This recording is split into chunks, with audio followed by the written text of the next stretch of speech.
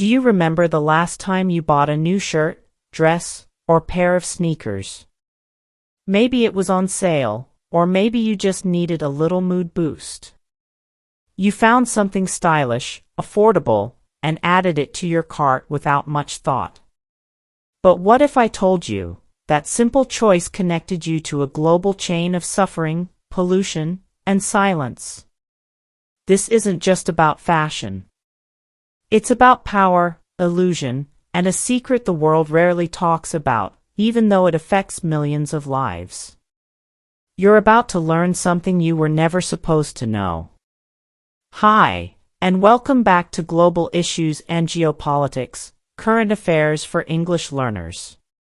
Today's episode is not only about improving your English, but about expanding your understanding of how the modern world operates, and how you are part of it, often without realizing. Before we dive in, just a quick note. If you'd like to support the channel and unlock some exclusive perks, just click the join button below. We'll share more about the membership program at the end of this video. Now, back to the topic. We all wear clothes. Every day. And for most of us, clothes are just a part of life, self-expression, protection, or a way to belong. But underneath that surface lies one of the most exploitative and toxic industries in the world today, fashion. And here's the hard truth. It's not just happening somewhere else. The decisions we make, the brands we buy, and the stories we accept all play a role in keeping this machine running. In today's story, we'll explore how fashion became a silent force of exploitation, how global power structures benefit from our ignorance, and why your next clothing purchase might be more political than you think. So take a deep breath. Get ready to see your wardrobe and the world through new eyes. Let's begin with a simple paradox. We live in a time when clothing has never been cheaper, more accessible, or more varied. You can walk into a store or browse a website and find entire outfits for less than the price of lunch. Fashion is fast. Trends change almost weekly. What was in yesterday is out tomorrow. From Tokyo to Toronto, Paris to Auckland, fashion is global, immediate, and disposable. But here's the strange part. The cheaper fashion becomes for us, the more expensive it becomes for the planet, and for the people making it. Have you ever wondered, how can a shirt cost only $5? Think about what goes into it: cotton or polyester, thread, fabric dye, sewing, packaging, shipping, sometimes across oceans, and still, it arrives at your doorstep for the price of a coffee. How is that even possible? The answer is uncomfortable. Someone, somewhere, is paying the price so you don't have to. That someone could be a garment worker in Bangladesh earning less than $2 a day. It could be a child in Uzbekistan working in cotton fields under unsafe conditions. Or it could be the environment, rivers turned black from toxic dyes, microplastics in the ocean, or mountains of textile waste in Ghana and Chile that never disappear. This is the paradox we're exploring today. Fashion is sold to us as beauty, creativity, and freedom, but behind the scenes, it often looks more like exploitation, pollution, and silence. And here's the deeper dilemma. Even when we know this, most of us feel powerless to change it. We tell ourselves we're just one person. That it's too late. That the system is too big. But is that really true? The truth is more complicated than slogans like buy less or choose sustainable. Because this isn't just about individual choices. It's about a global system, one that connects consumers in wealthy countries to factories in developing ones, investors on Wall Street to workers living in poverty, and fashion influencers on Instagram to polluted rivers in Southeast Asia. You might wonder, isn't the industry improving? Aren't more brands going green or launching eco-friendly lines? That's part of the illusion we'll uncover. Because in many cases, what looks like progress is actually greenwashing, when companies pretend to care about sustainability but change nothing fundamental about their production. This issue matters not just because of what it does to workers and the planet, but because of what it says about us, our values, our attention, and how easily we can be distracted by something shiny, soft, or on-trend. So here's the central question we'll carry through today's story. If the fashion industry is so harmful, why does no one want to talk about it? The silence is not an accident. And the beauty we're sold might just be hiding something ugly. We're going to break this down together, piece by piece, in clear English, using real stories and up-to-date facts, so you not only understand the issue, but can talk about it confidently in English. Let's move now from this question into the visible world of fast fashion, the part you can see, and the patterns it's been creating in our lives, online feeds, and global economy. Walk through any major shopping mall in the world, from Auckland to Vancouver, and you'll notice something striking. Every store seems to be selling the same thing. Same crop tops, same oversized blazers, same beige trench coats, same neon sneakers. And all of it is new. Not last season's leftovers, brand new collections, sometimes arriving every week. This is fast fashion, a term that describes the rapid production of cheap clothing that follows the latest trends and is meant to be worn just a few times before being thrown away. Brands like Zara, H&M, and Shein have revolutionized how we consume clothes. Decades ago, fashion had 4 seasons. Now, some fast fashion companies drop 24 micro-seasons a year, one every 2 weeks. Why does this matter? Because with speed comes volume, and with volume comes waste.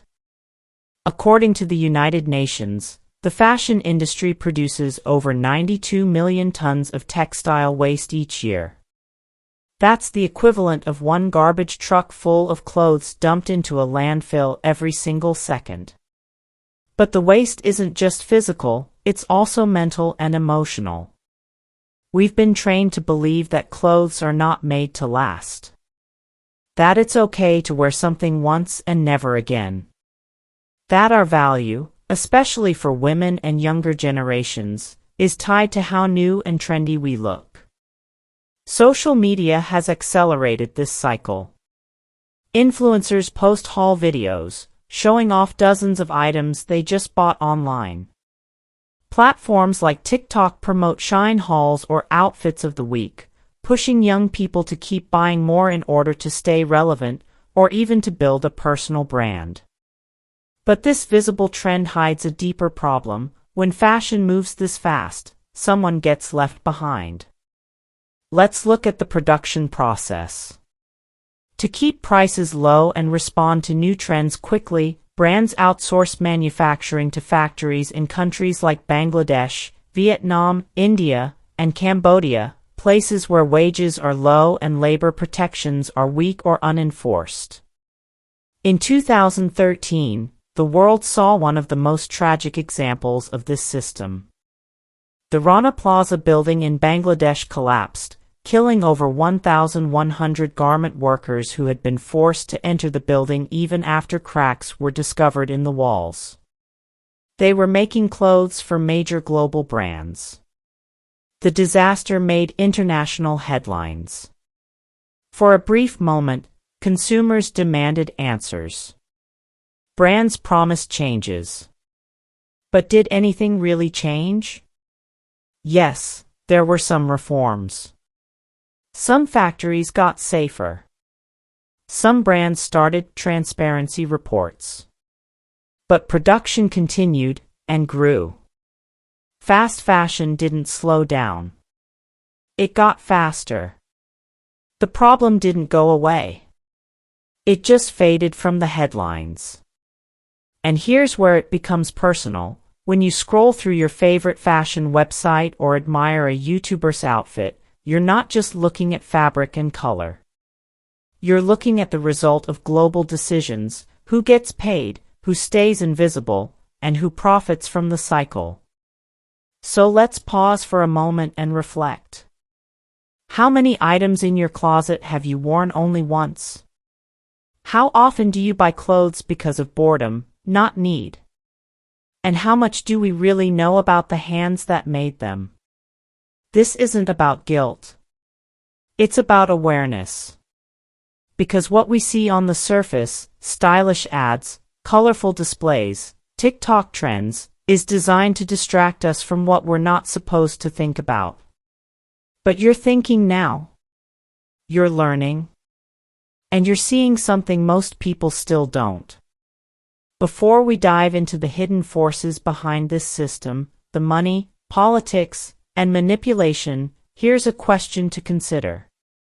Do you think fashion companies have a responsibility to reveal exactly how and where their clothes are made? Why or why not? We'd love to hear your thoughts in the comments.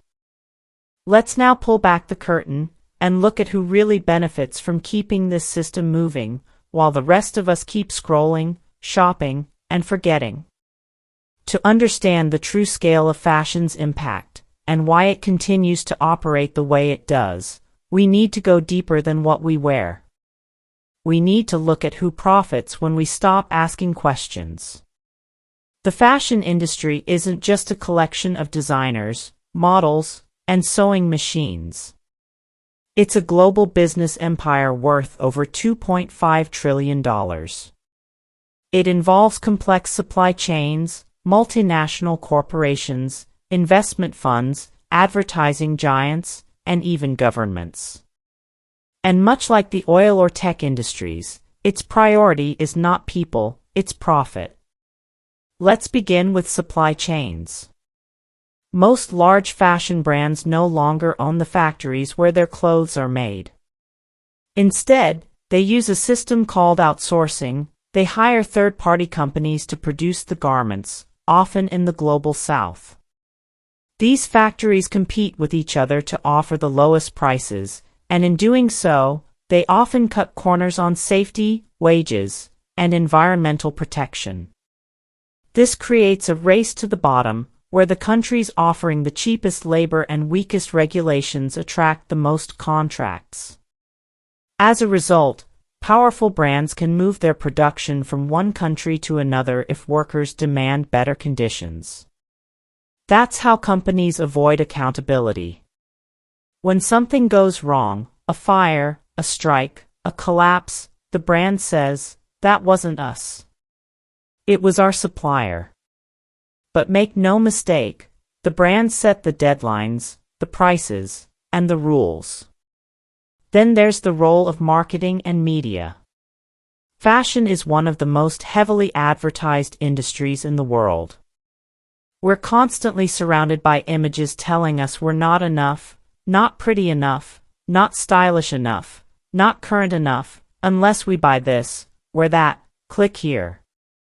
Companies spend billions each year crafting an illusion of beauty, rebellion, or self-worth, carefully calculated to generate more purchases.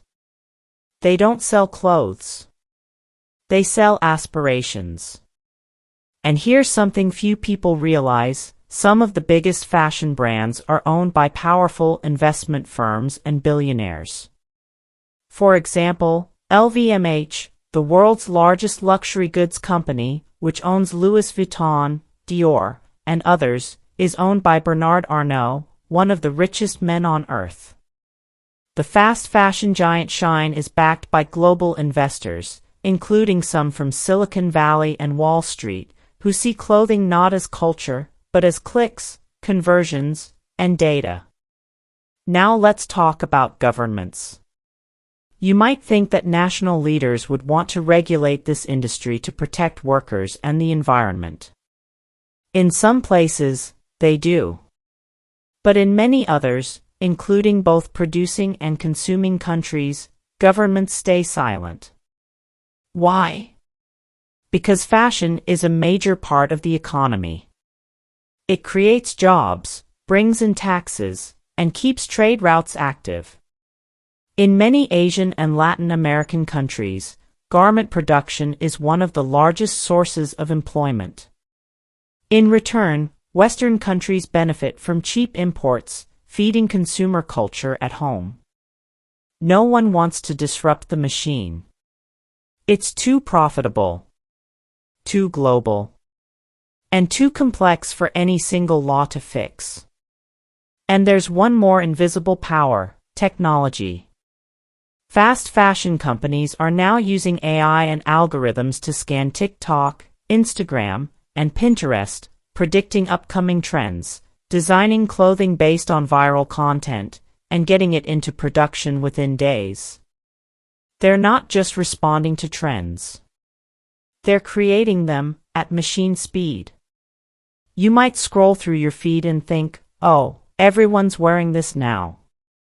But in reality, the industry saw what you liked yesterday and manufactured the trend you're now seeing today. This isn't just fashion. It's data-driven consumer manipulation, and it works. And yet, this whole system depends on something very fragile: our silence. As long as we don't ask, they don't have to answer.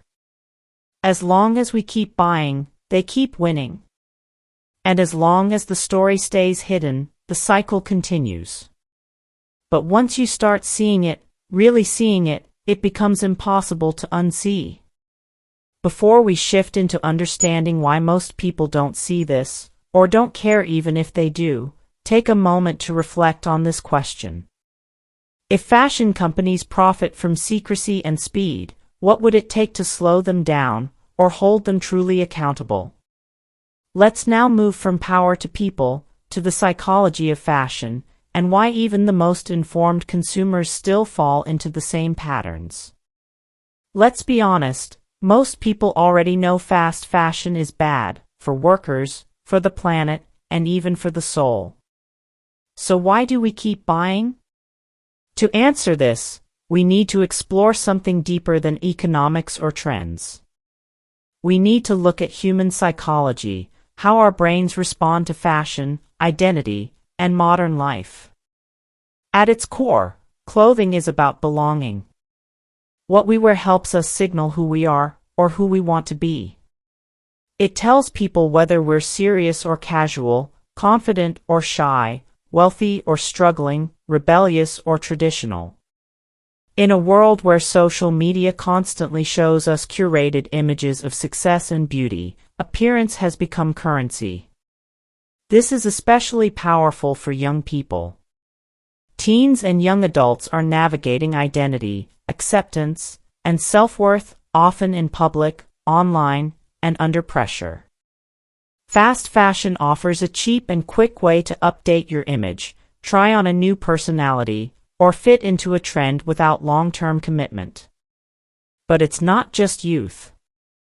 Adults, too, use clothing as a way to feel in control, especially in a chaotic world. A new outfit can feel like a fresh start. A form of therapy. A reward after a hard week. Even if we know it's fleeting, the emotional boost is real. And there's another factor: price. Fast fashion is cheap, sometimes shockingly cheap. For someone on a tight budget, the idea of buying a $10 dress or $5 shirt feels like a smart deal. Ethical or sustainable brands often cost 3 to 5 times more, making them seem like luxuries for the privileged. So people tell themselves, I can't afford to shop ethically. I only bought one item, it won't make a difference. Everyone else does it too. These rationalizations create moral distance, the psychological space between our values and our behavior. We might care about garment workers and pollution, but we tell ourselves it's not our fault. The system is too big. Our choice is too small. Psychologists call this diffusion of responsibility. When everyone is responsible, no one feels responsible. Now add the pressure of speed. We live in a culture of urgency: fast food, fast news, fast scrolling, and fast trends. There's little time to reflect. Most shopping now happens online, through mobile apps designed to remove friction. One click. One swipe. One buy now pay later plan. No time to question, just consume. These platforms are not neutral. They're engineered for addiction. Just like social media and video games, fast fashion apps reward you with constant dopamine hits, new deals, flashing discounts, time-limited offers. You're not just shopping. You're chasing a win. And even when we do pause to think, we're surrounded by confusing messages. Some brands claim to be sustainable or green, but offer no proof. This is called greenwashing, marketing designed to make consumers feel better without changing anything real. In the end, people feel overwhelmed. They don't know which labels to trust. They don't know what action actually matters. So they go back to what's easy, cheap, and familiar. And perhaps the hardest truth of all. Many people don't want to know. Because knowing means responsibility. Knowing means change. And change is uncomfortable. But here's the good news, awareness spreads. Slowly at first, then suddenly. And once you see the system, you can start making choices, not perfect ones, but better ones. One fewer shirt. One second-hand purchase. One conversation shared. Because fashion is not just a business. It's a mirror. It reflects who we are, and who we're becoming. So ask yourself, if the clothes I wear reflect my values, what do they say right now? And what do I want them to say next year, or 10 years from now? Next, we'll look at the other side of the mirror, resistance and reform, the people, movements, and ideas changing the future of fashion. While fast fashion seems unstoppable, the resistance is growing, and it's coming from all directions. From designers to students, lawmakers to influencers, people around the world are saying, enough. And they're not just criticizing. They're creating alternatives. Let's start with the rise of ethical brands. These companies focus on transparency, fair wages, and sustainable materials. They often produce smaller collections, avoid toxic chemicals, and ensure safe working conditions. Some even publish the exact cost breakdown of each item, showing how much goes to labor, fabric, shipping, and profit. These brands are not perfect. And they often face challenges scaling up. But they prove that fashion can exist without exploitation. Then there's the growing movement of second-hand and circular fashion. Platforms like ThredUp, Depop, and Poshmark are changing how younger generations view clothing. In the past, second-hand might have seemed cheap or uncool. Now, it's a badge of honor, a way to stand out, save money, and protect the planet. Even luxury brands are getting into resale, offering official vintage lines and repair services. This shift isn't just about reuse. It's about rethinking ownership. Do we really need to own everything we wear? Enter clothing rental services. In cities around the world, companies like Rent the Runway or Le Tote let people borrow clothes for special events, or even everyday use. It's fashion without commitment, and a way to reduce waste. On a grassroots level, community swap events, upcycling workshops, and DIY fashion collectives are popping up globally. These aren't just hobbies, they're acts of rebellion. They challenge the idea that we always need more, newer, faster. And let's talk about activists. One name stands out, Livia Firth, founder of EcoAge and the Green Carpet Challenge. She's helped celebrities bring sustainable fashion to global red carpets, proving that ethics and elegance can coexist. Another example is Fashion Revolution, a global nonprofit born after the Rana Plaza disaster. Every year, they run campaigns like #WhoMadeMyClothes, urging consumers to ask brands directly about their supply chains. Social media has become a powerful tool for this movement. TikTokers and YouTubers are now calling out greenwashing, doing deep dives into brand ethics, and reviewing sustainable products with brutal honesty. This peer-to-peer influence is especially powerful for Gen Z, who trust each other more than traditional ads. And change is happening at the top, too. Some governments are beginning to act. In France, new regulations target ultra-fast fashion by requiring companies to report environmental impacts and potentially penalizing overproduction. In the EU, the right to repair movement is gaining ground, pushing for laws that require brands to make clothes that last and can be easily mended.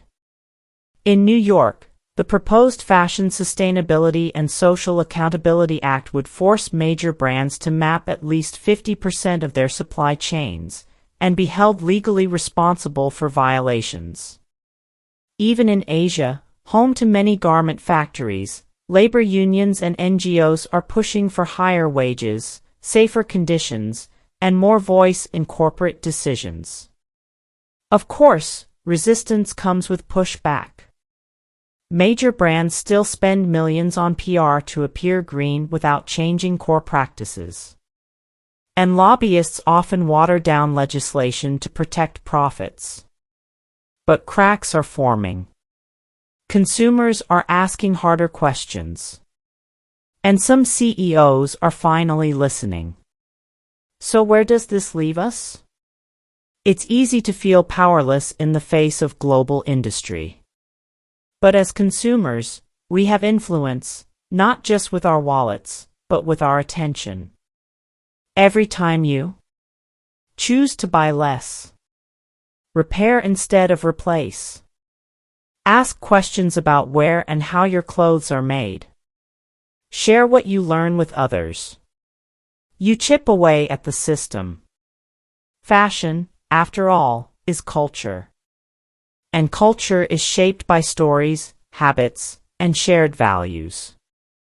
Change doesn't happen overnight. But it does happen, one decision, one post, one voice at a time. In the next part, we'll look ahead, beyond the crisis and the protests, to ask a deeper question. What does the future of fashion look like if we get it right? Let's pause for a moment. We've explored the problems, the exploitation, and the resistance.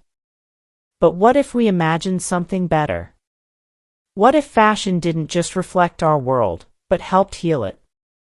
In this vision of the future, fashion slows down. Instead of 52 micro-seasons a year, we return to intentional design, seasonal collections made with care, not haste.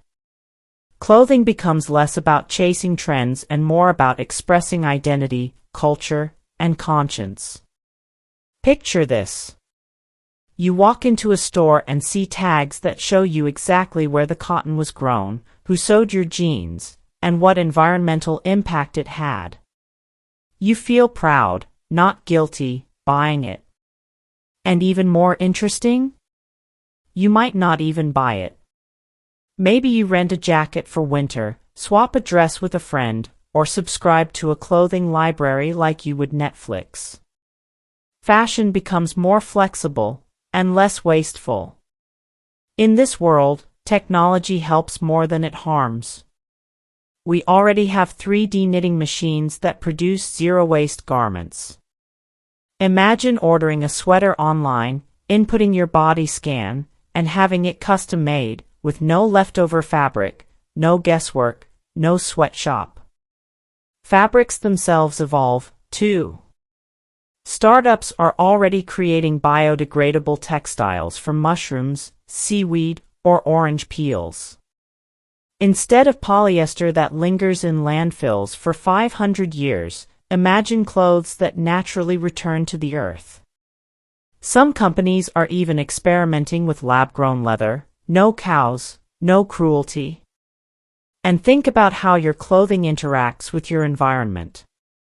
Smart fabrics could adapt to temperature or air pollution, keeping you cool or clean without added chemicals. A jacket might tell you when it needs washing. Your shoes could biodegrade after a year, unless you choose to recharge them. But the future of fashion isn't just about tech. It's about values. We envision a world where garment workers are respected. They're paid living wages. They have health care. They work in buildings that won't collapse. And, most importantly, they have a voice in how fashion is made. Brands will be held accountable, not just for profits, but for people and the planet. Shareholders will ask not only how much money was made, but how responsibly it was earned. Education plays a key role here, too. In this future, fashion schools won't just teach design. They'll teach ethics, environmental science, history of exploitation, and cultural sensitivity. Designers will learn not just how to create, but why, for whom, and at what cost. Even advertising could shift. Instead of feeding insecurity, future fashion ads might celebrate confidence, individuality, and sustainability. No more, "You're not good enough unless you buy this." Instead, "You're already enough, and here's something that reflects your values." So, what would it feel like to live in this world? You wake up, open your closet, and see fewer clothes, but each one tells a story. You feel connected, not just to the look, but to the people and planet behind it. You wear clothes that last. Clothes that mean something. And in doing so, you send a quiet but powerful message.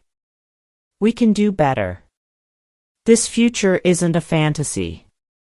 It's already starting, in labs, in classrooms, in factories, in communities.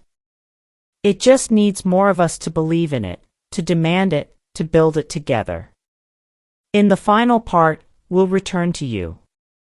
What can you do, today, to be part of this better fashion story?